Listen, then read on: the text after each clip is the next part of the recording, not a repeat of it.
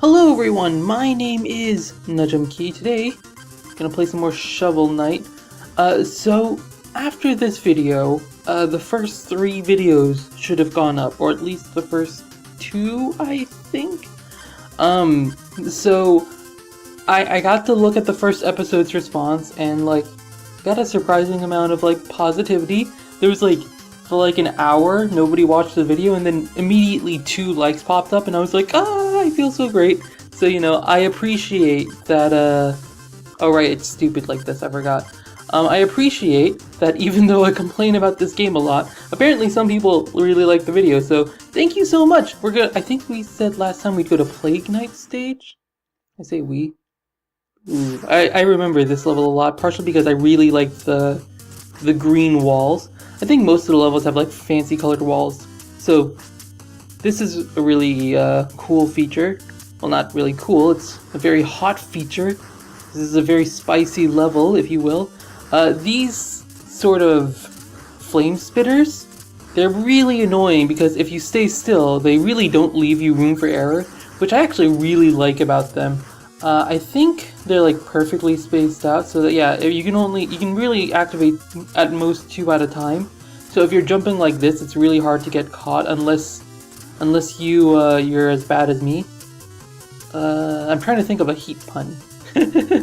Someone in the comments drop a fire pun. I don't know. Oh man, I'm on fire today. There you go. I got it. You don't have to leave your comments. Oh frick, I messed up. For some reason I thought that was the dirt. Oh, these are the new type of rats. Yeah. Well, there you got to see it in action there. These are the fire rats.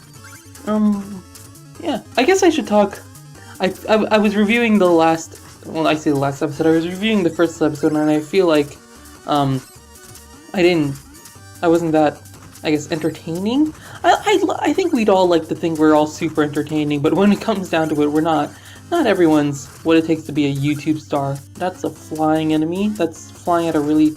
He drops potions really early. Is he trying to hit me with that?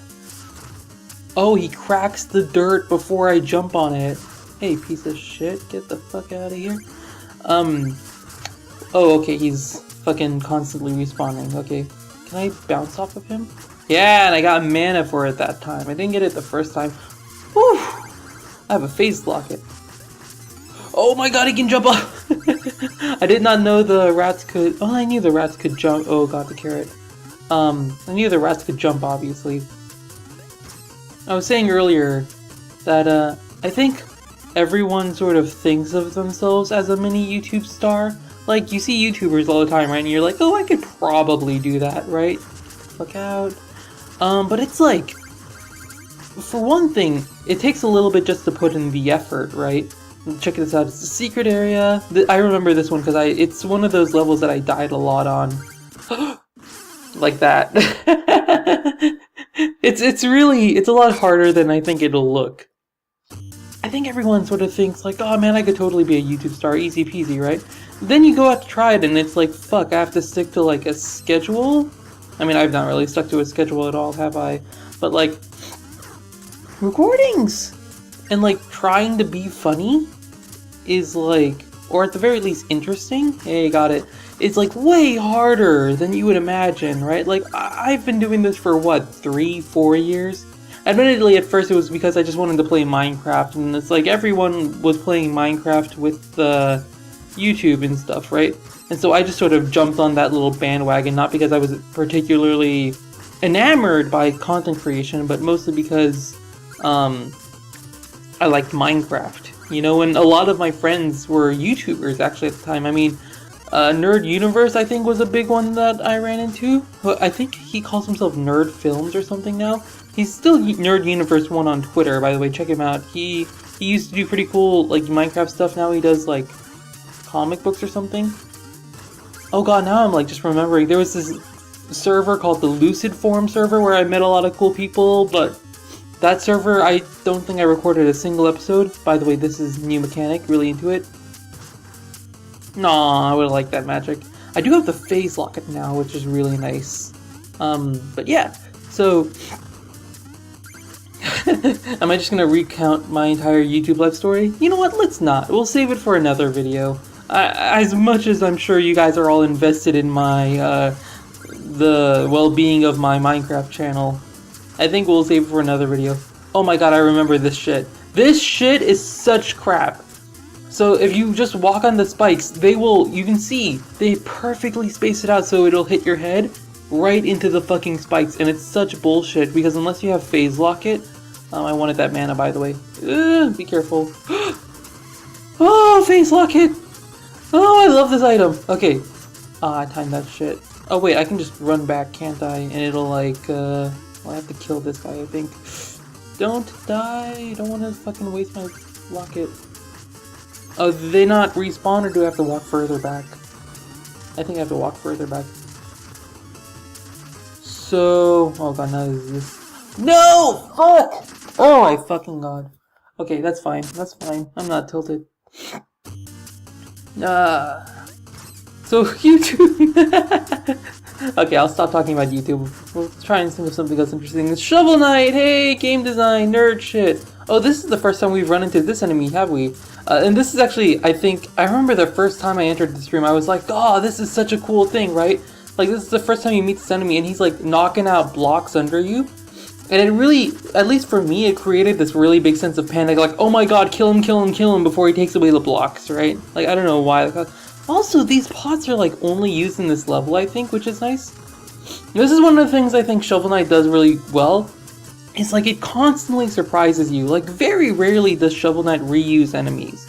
I think, like, there is a spot in... oh, there's... the skeletons are a recurring enemy. Sometimes bugs will be. There's, like, this flying enemy that shows up kind of a lot. Bitch. Okay, not dead, not dead, not dead.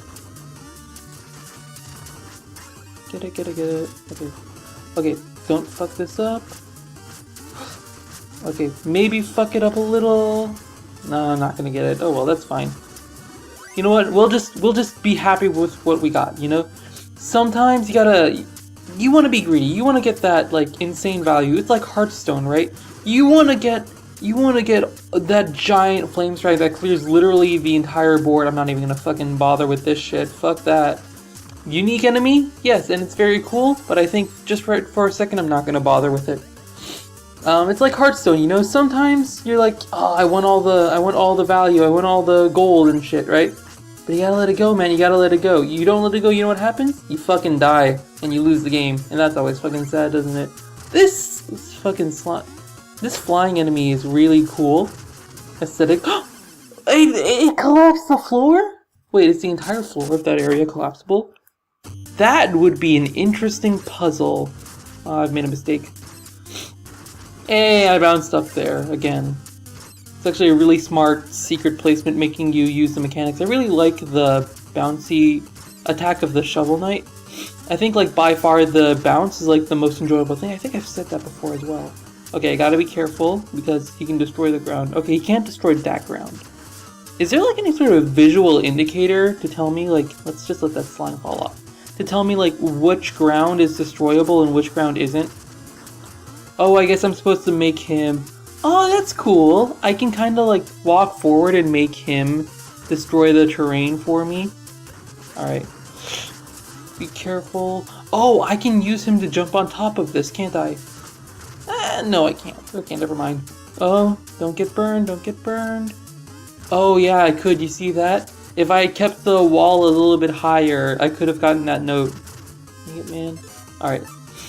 Let's use a little bit of this magic. We're not really putting it to good use, except to, like, bail us out of our bad plays. I think I've been doing fairly well so far. I know in the earlier episodes I've sort of been talking this game up as, like, this super frustrating thing. Holy shit. I don't remember this guy at all. Okay, so I think I'm supposed to kill that. Oh, I remember this. You're supposed to bounce on his head a bunch, right? And he gets, like, gradually faster. Yeah! So this guy's, like, really tough. He's, like, this weird scientist dude. This is Plague Knight's stage, by the way. I don't think I've mentioned that yet. He's, like, really annoying. It's really hard to damage him with your jump attack. So I think you're supposed to shovel him sideways like this, and it's a lot easier. And then he transforms like this, and he gets, like, really fast, and he really can get you if you're not careful. So like, you know, watch out for that. I think there's also something to be said about being greedy on this fight as well. Like, you saw me back off, I think, there, not towards the end, but towards the end of the first stage, and it's really easy to let yourself get killed. By the way, I like the checkpoint placement. The checkpoints are, like, oh, wow, I was asking for that. The checkpoints are interesting because sometimes they're, like, spaced out really well, in my opinion. But a lot of times I feel like they're just way too close.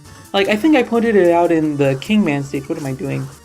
This enemy is really fun to joust. Because basically, what you have to do is trick his pattern, right? You have to, like, trick him into doing one block, and then you hit him from the other end. Like that. Okay. Oh, and he gave me a shitload of gold. So... oh my god, I've completely brain farted. Oh, okay.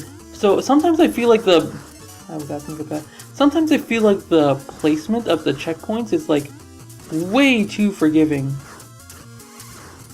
Okay, we'll just phase lock it, get us out of there. Hey, look, a secret. This is a really nice secret. It was pretty obvious one if you were paying attention. Oh, I know what you have to do. Oh, God. Okay. Get to the next checkpoint before you fucking die, you nerd. Sometimes they're, like, really good placements, right? And sometimes... they're, like, way too close together. Like, that checkpoint was, like, literally a room. I know in that case there was a mini-boss, but I showed you...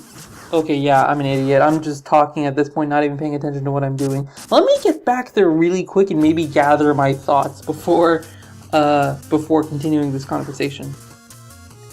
Alright, back up here. Just be patient. We could have rushed through that, but you know what?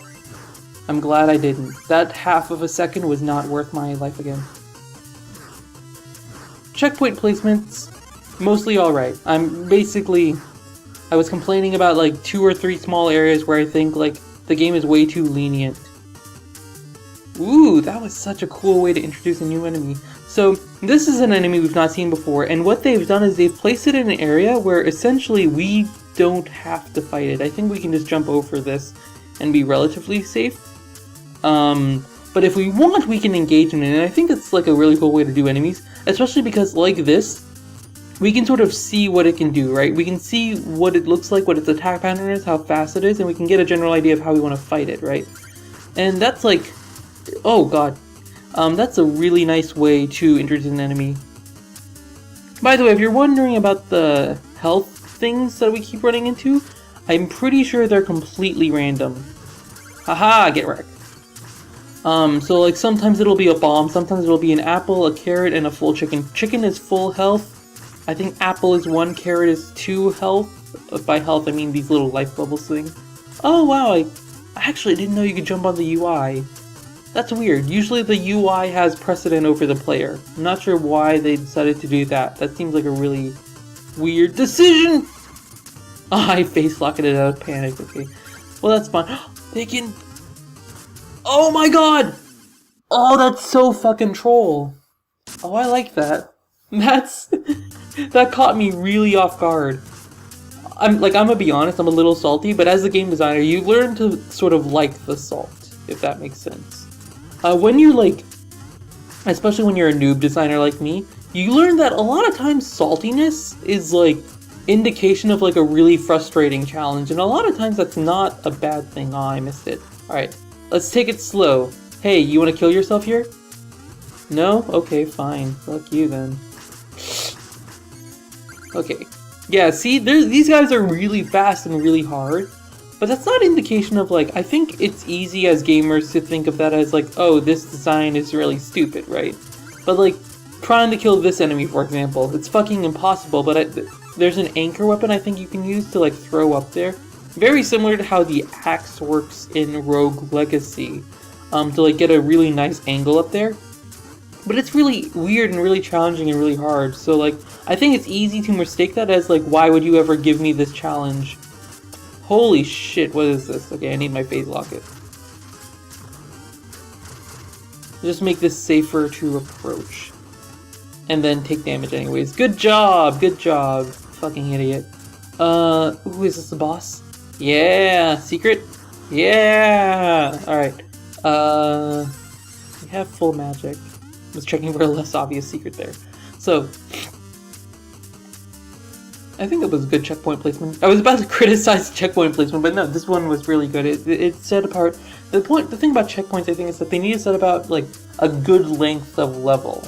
And I think that checkpoint before the mini boss was not a good length of level to set 2 checkpoints between. But you know, I guess better to be lenient than to be not. Either way, we are about to fight Plague Knight, I think?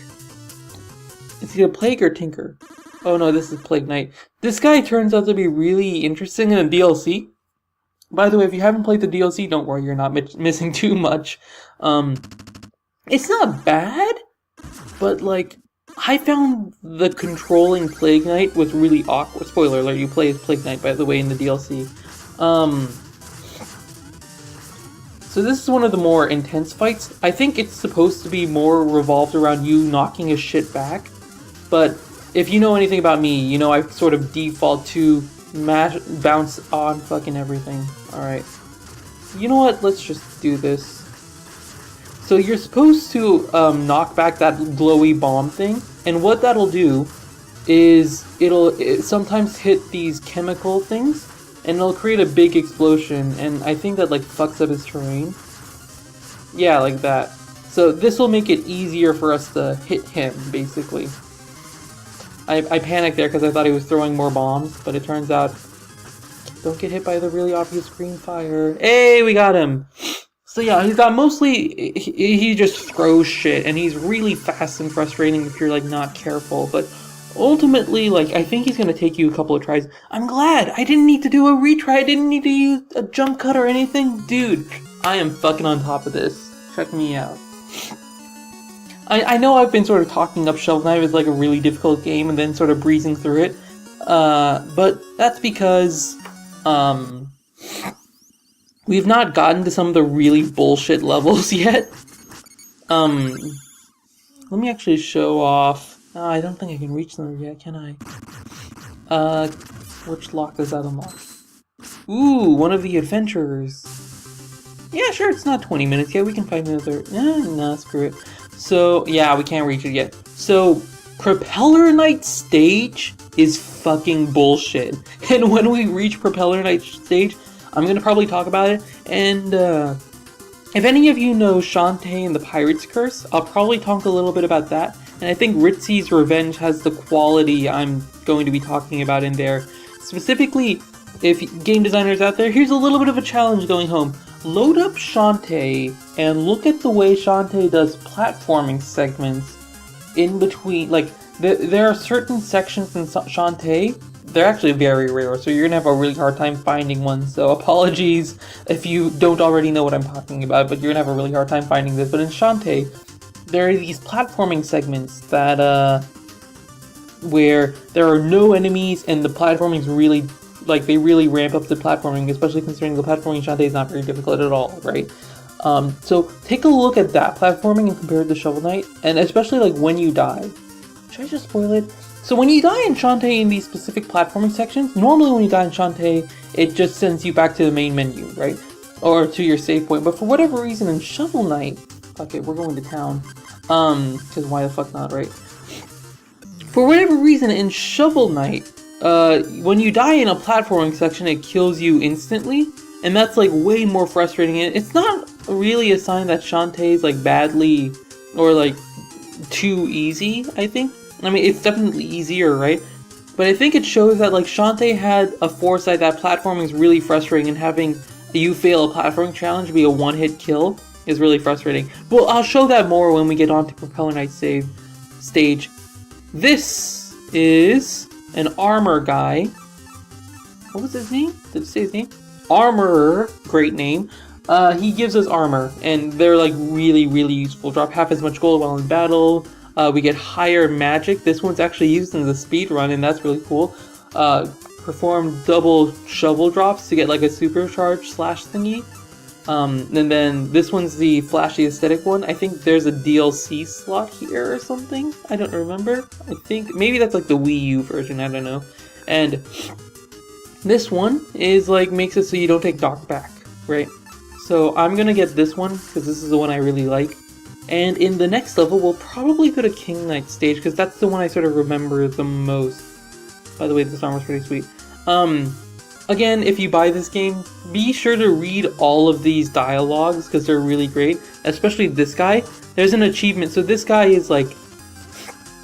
He asks you basically to tell him a joke, and you're like, why would they just leave the catapult unattended? The operator is out to launch! Ha ha ha, and then he does like his little sad jig thing. There's an achievement tied to if you, I think like you do this 100 times or some shit. Or I think it's just like if you read all of his jokes. I'm sorry I'm mashing through them. We'll read a couple, we'll screw it.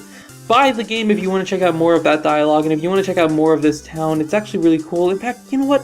Next episode, we'll do this town, and then we'll go visit, what do you call him? King Knight. Or... God, what was it? Mole Knight? No, Mole Knight's the fire. We'll check out the Deep Sea Knight guy in the next video. Thank you for watching. Bye!